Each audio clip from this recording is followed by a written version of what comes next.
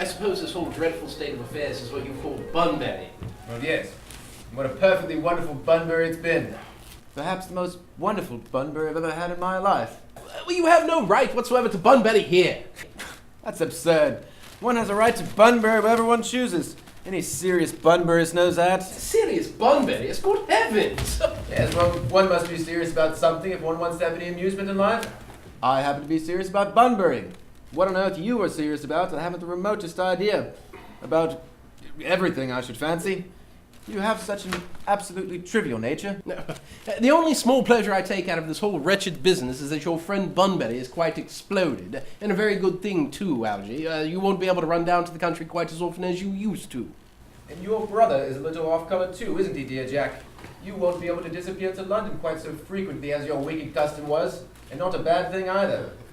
As for your conduct toward Miss Cardew, I find your taking in a sweet, innocent, refined girl like that quite inexcusable. To say nothing of the fact that she is my ward. Well, I can see no possible defense for your deceiving a brilliant, clever, thoroughly experienced young lady like Miss Fairfax. To say nothing of the fact that she is my cousin.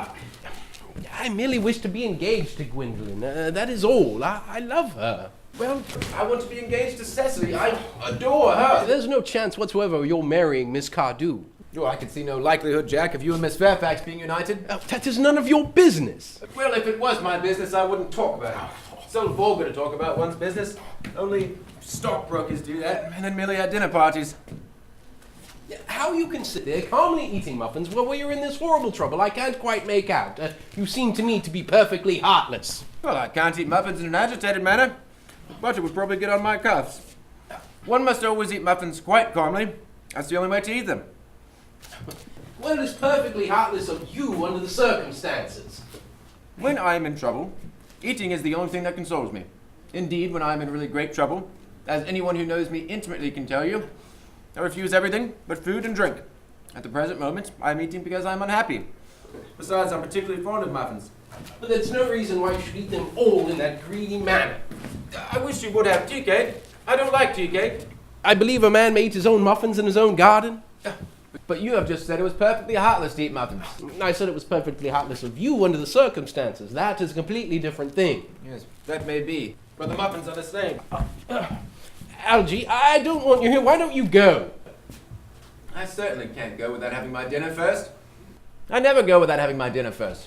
No one does, except vegetarians and people like that. Besides, I've just made arrangements with Dr. Crossman to be christened at 5:45 under the name of Earnest. My dear boy, the sooner you get that nonsense out of your head, the better. I've already made arrangements this morning with Dr. Crossman to be christened at 5:30 myself. Naturally, I shall take the name Ernest. Gwendolen would wish it.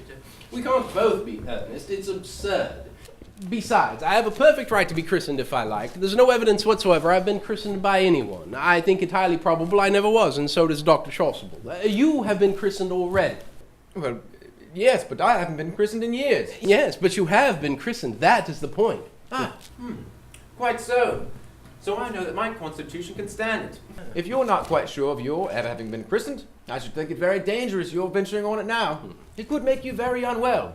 You can hardly forget that someone very closely connected to you was nearly carried off in Paris this week due to a severe chill. Yes, but you said yourself that a severe chill was not hereditary. Well, it used to be, I know, but I dare say it is now. Science is always making wonderful improvements in things. That is nonsense!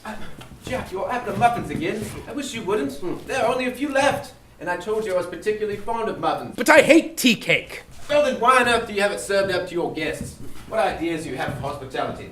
Algernon, I've already told you I don't want you here. Why don't you go? Well, I haven't quite finished my tea yet. And there are still muffins left.